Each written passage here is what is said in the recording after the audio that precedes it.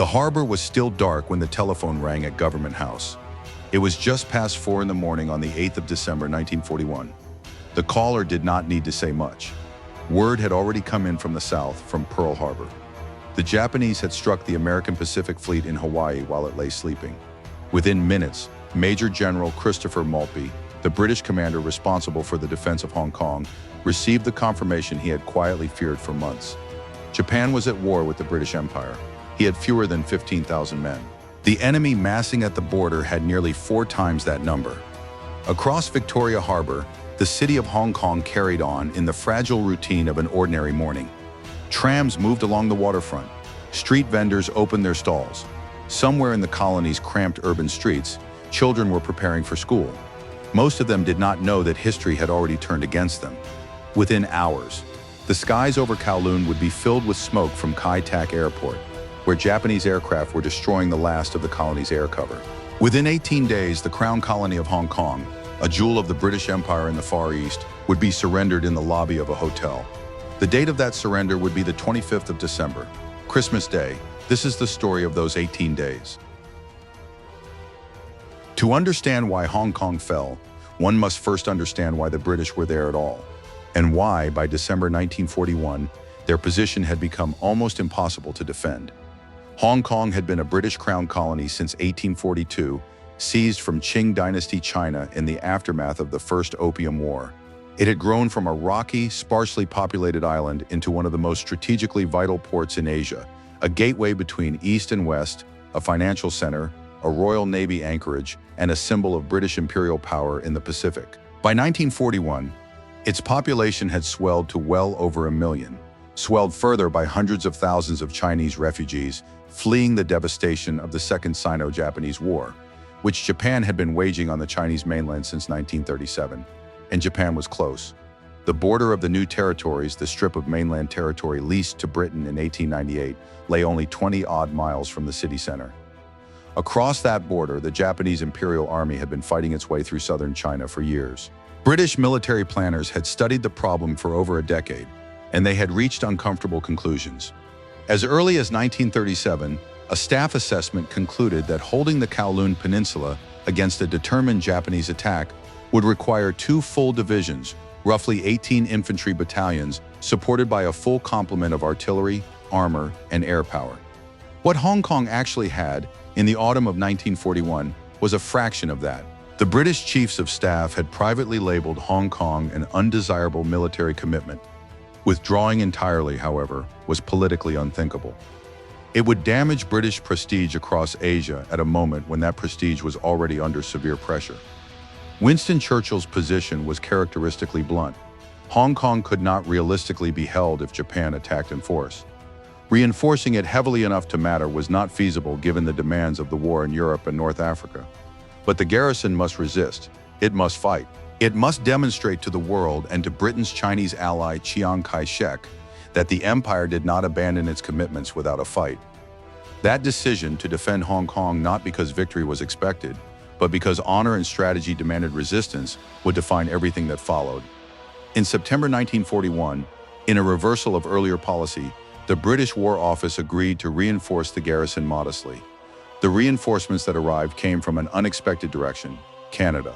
2 battalions of Canadian infantry, the Royal Rifles of Canada and the Winnipeg Grenadiers, sailed from Vancouver aboard the troop ship HMCS Prince Robert and arrived in Hong Kong on the 16th of November 1941. They were welcomed as a bolstering of the garrison's strength. What was less widely acknowledged was that neither battalion had completed its full combat training. They had arrived, in the words of one post-war inquiry, unprepared for the type of operations that lay immediately ahead. 3 weeks after they docked, the Japanese crossed the border. The garrison that Maltby commanded in December 1941 was a multinational force drawn from across the British Empire and Commonwealth. The backbone of the mainland defense was the Mainland Brigade, later reorganized, consisting of the 2nd Battalion, Royal Scots, who had been in Hong Kong for years, the 2nd 14th Punjab Regiment of the Indian Army, and the 5th 7th Rajput Regiment, also Indian Army. These 3 battalions would bear the brunt of the initial Japanese assault on the Kowloon Peninsula. The island garrison included the 1st Battalion Middlesex Regiment, who manned the island's fixed pillbox defenses, and the two Canadian battalions, the Royal Rifles of Canada under Lieutenant Colonel W.J. Home, assigned to the East Brigade, and the Winnipeg Grenadiers under Lieutenant Colonel J.L.R. Sutcliffe, assigned to the West Brigade. The Hong Kong Volunteer Defence Corps, British, Portuguese, Chinese, and Eurasian civilians who had trained as a part-time military force, added roughly 2,200 men of all ranks to the defense. In total, Maltby could draw on somewhere between 11,000 and 14,000 fighting troops, depending on how support elements are counted. He had 5 antiquated aircraft, a single destroyer, and a handful of motor torpedo boats and gunboats. He had no tanks. Against him stood Lieutenant General Takashi Sakai's 23rd Army, spearheaded by the 38th Infantry Division under Lieutenant General Tadayoshi Sano. The 38th Division was a veteran formation, hardened by years of fighting in China. It consisted of 3 infantry regiments, the 228th, 229th, and 230th, each at near full strength, supported by substantial artillery and engineering units. Sakai had at his disposal approximately 52,000 men in total and could call on air support from the Imperial Japanese Army Air Force, whose aircraft had already been neutralizing British air power in the region for months. The Japanese were not only numerically superior, they were battle-experienced, well-supplied, and fighting under commanders who understood the terrain. They had studied Hong Kong's defenses carefully. They knew where the weaknesses were, and there were serious weaknesses. At 060 Road on the 8th of December, 1941, hours after the first bombs fell on Pearl Harbor, Japanese infantry crossed the border into the new territories. Maltby's plan for the mainland had always been a holding action, not a genuine defense.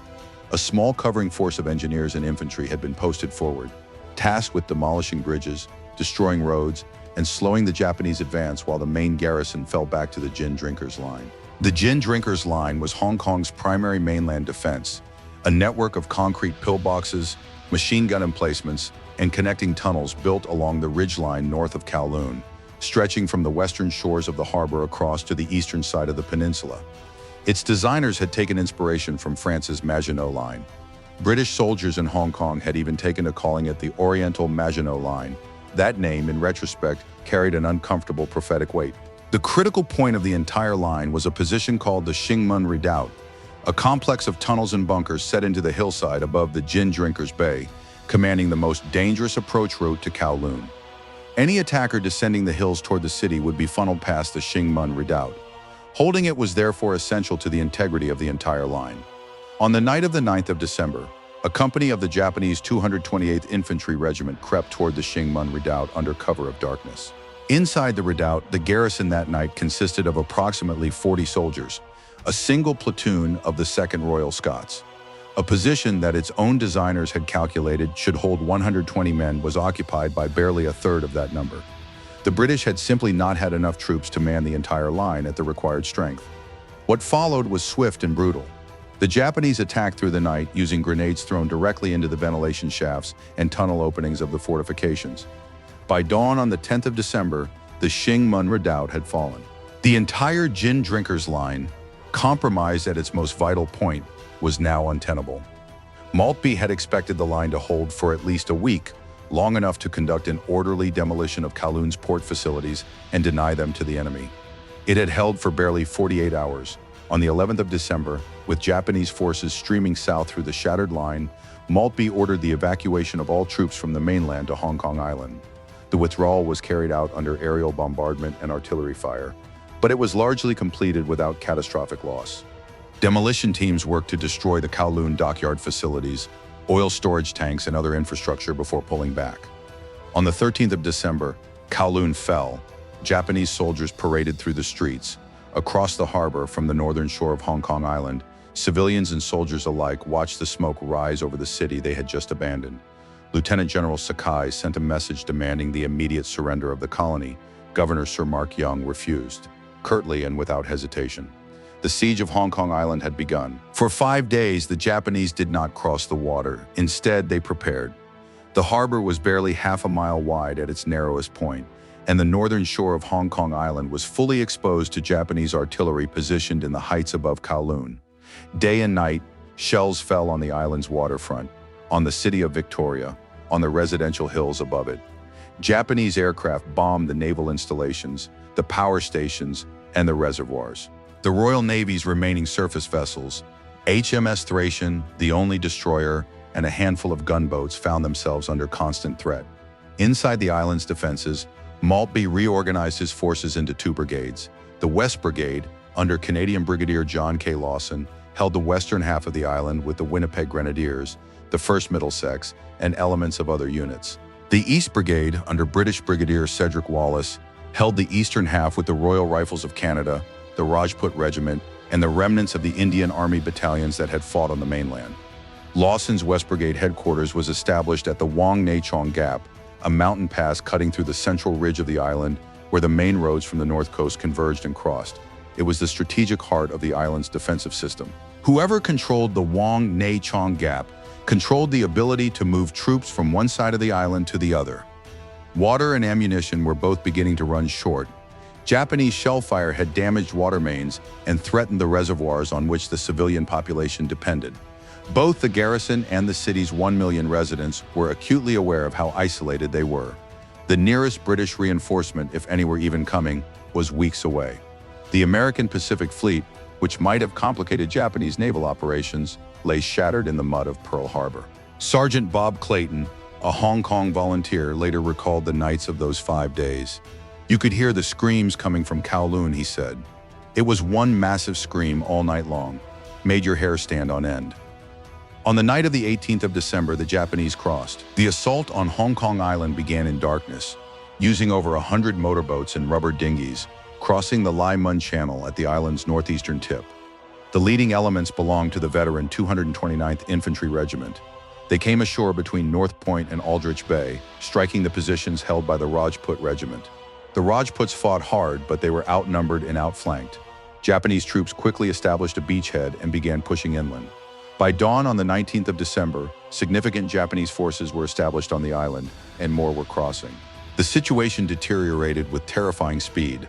On the morning of the 19th, Japanese forces from the 228th, 229th, and 230th Infantry Regiments converged on the Wong Nei Chong Gap, driving at the very heart of the island's defense.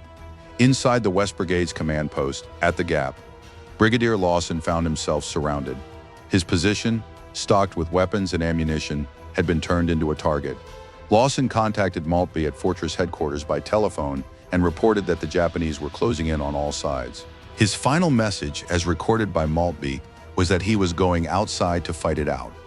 Brigadier John Kelburn Lawson, commander of the West Brigade and the senior Canadian officer in Hong Kong, stepped outside his headquarters and died in the fighting that followed. His body was later found among the dead surrounding the command post. He was 54 years old. The loss of the Wong Nei Chong Gap was the decisive moment of the entire battle. With that central passage in Japanese hands, the East Brigade and West Brigade could no longer coordinate or reinforce one another effectively. The island had been cut in two. Multiple British and Canadian counterattacks were launched over the following days. Desperate, costly assaults by exhausted men trying to retake ground that the Japanese held in strength. None succeeded. The garrison was now fighting as isolated pockets, each defending whatever ground they occupied without any coherent hope of relief. What followed the fall of the Wong Nei Chong Gap was not a swift collapse, but a grinding, brutal attrition. By the 20th of December, the Japanese held the western half of Hong Kong Island. The Winnipeg Grenadiers and the remnants of other units were falling back toward the Stanley Peninsula in the south and toward Victoria City in the north. The water supply situation was becoming critical. Japanese forces had seized control of areas near the island's reservoirs, threatening the drinking water available to the entire garrison and civilian population. The Royal Rifles of Canada in the East Brigade continued to fight tenaciously from the hills and along the southern shore. Canadian soldiers conducted counterattacks at Repulse Bay, at Leighton Hill, and in the Stanley area, repeatedly inflicting significant casualties on the Japanese, despite being heavily outnumbered and critically short of supplies. These actions could not reverse the strategic situation, but they imposed a cost on the attackers and slowed the timetable of the final collapse. Atrocities were already occurring. At the Silesian mission on Chai Wan Road, Japanese soldiers massacred members of the medical staff and other individuals who had already surrendered. The international laws of war, which Japan had formally ratified, were being set aside in the heat of a campaign that Japanese commanders had expected to conclude far more quickly. The garrison's stubborn resistance had frustrated the attackers' schedule, and frustration was translating into violence against the helpless. On the 24th of December, Christmas Eve, Japanese soldiers forced their way into the British Military Field Hospital at St. Stephen's College in Stanley. What they did there would be recorded in war crimes testimony for years afterward. Wounded men, unable to leave their beds, were bayoneted, medical staff were killed, nurses were assaulted, the hospital flag flying above the building was ignored. Governor Young and General Maltby were both aware, by this point, that the end was near. Water was running out. Ammunition was nearly exhausted. The men who had been fighting continuously for over 2 weeks were reaching the physical limits of human endurance. There was no prospect of relief. The nearest Commonwealth reinforcements were in Malaya, and Malaya was itself under attack. Christmas Day, 1941, began before dawn with the sound of gunfire. The Royal Rifles of Canada launched a counterattack at first light against Japanese positions in Stanley Village, one of the last organized offensive actions of the battle. D Company, exhausted and under strength, went forward into the Japanese lines and briefly recaptured lost ground before being driven back with heavy casualties. It was the final offensive gesture of a garrison that had been fighting since the 8th. By mid-morning, the Japanese were pressing forward on all 3 remaining fronts simultaneously, along the North Shore, through the hills in the center, and along the Stanley Ridge in the south. Maltby called a meeting of his senior commanders. The answers he received were unambiguous. One officer on the North Shore told Maltby he could hold his current line for a maximum of 1 hour. Behind that line, there was no prepared position that could stop the Japanese from entering the city center. The civilian population of nearly 1 million people was directly in the path of an advance that could no longer be stopped. At 15:15 on the afternoon of Christmas Day, Major General Maltby advised Governor Sir Mark Young that continued military resistance was not only futile, but would result in catastrophic civilian casualties without changing the outcome. The Defense Council concurred. At 15:30, Governor Young and General Maltby crossed the harbor and entered the Peninsula Hotel in Sim Sha Tsui, the same hotel that Lieutenant General Sakai had been using as his headquarters. In room 336, Sir Mark Young formally surrendered the Crown Colony of Hong Kong to the Imperial Japanese Army. The white flag was hoisted over the island. The garrison had fought for 18 days. The Japanese had expected it to fall in a week. The immediate consequences were measured in lives and in years of suffering. British, Canadian, Indian, and local forces suffered approximately 1,560 to 2,278 killed or missing in action, with a further 2,300 wounded. Nearly 11,000 soldiers became prisoners of war. The 2 Canadian battalions, the Royal Rifles and the Winnipeg Grenadiers, had lost 290 men killed in action and 493 wounded. They were the first Canadian soldiers to engage the Japanese in World War II. They would not be the last. For the prisoners, the fall of Hong Kong was not the end of their ordeal. It was the beginning of a new one. The conditions in the Japanese prisoner of war camps, Sham Shui Po and Argyle Street on the mainland, and later the hellish transit camps and forced labor details that moved men across Asia, were appalling. Systematic malnutrition, disease, brutal punishment, and forced labor caused hundreds of additional deaths over the following 3.5 years. Of the approximately 1,975 Canadians who had arrived 6 weeks before the battle, 557 would never return home. The Japanese occupation of Hong Kong lasted until August 1945. For the colony's civilian population of more than 1 million people, the occupation brought severe food shortages, forced displacement, currency manipulation, and widespread abuse. The population of the city fell from approximately 1.6 million at the time of the invasion to under 600,000 by the war's end, a consequence of both forced repatriation and refugees fleeing the occupation regime. Strategically, the fall of Hong Kong was one of several catastrophic blows to British prestige in Asia that occurred within months of each other. Singapore would fall in February 1, 1942. Rangoon would follow. The myth of British imperial invincibility in the East, already strained by the events of the 1930s, was shattered conclusively. Japanese losses, while lower than those of the defenders, were not negligible. Estimates suggest approximately 675 Japanese killed and 2,079 wounded during the 18-day battle. The 38th Division had faced fierce resistance in terrain that favored the defender, and the garrison's refusal to collapse quickly had complicated Japanese planning for subsequent operations.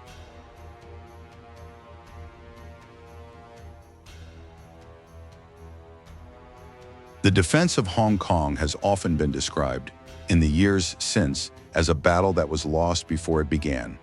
The strategic analysis is accurate. The garrison was too small, too lightly equipped, and too isolated to hold against the forces that Japan brought to bear. Churchill had known it. The British chiefs of staff had known it. Even Maltby, surveying his positions in the weeks before the attack, had known it. And yet the garrison fought for 18 days, not 7, as the Japanese had anticipated. The Shing Mun Redoubt fell quickly, but the men defending the island's beaches, hills, and roads refused to make the outcome easy. Brigadier Lawson walking out of his surrounded command post to fight it out. The Royal Rifles pressing forward at Stanley Village on Christmas morning. The volunteers from Hong Kong itself, British, Chinese, Portuguese, Eurasian, standing at their positions knowing that the city they were defending was the city where they lived. The Royal Commission that the Canadian government convened after the war raised difficult questions about the decision to send 2 undertrained battalions to a garrison widely understood to be strategically indefensible. Those questions have never been entirely resolved to everyone's satisfaction. The men who went, whatever the wisdom of the decision that sent them, did not flinch. For Hong Kong itself, the battle sits at the center of a complex historical memory shared across cultures and generations. The Sai Wan War Cemetery on Hong Kong Island holds the graves of more than 1,000 Commonwealth soldiers who died in the battle and in captivity. The Stanley Military Cemetery holds hundreds more. Every year on the 25th of December, the day that became known in Hong Kong as Black Christmas, people gather to remember. The fall of Hong Kong was not a story of victory, but it was a story of something perhaps more fundamental: the refusal to surrender before the fight was over.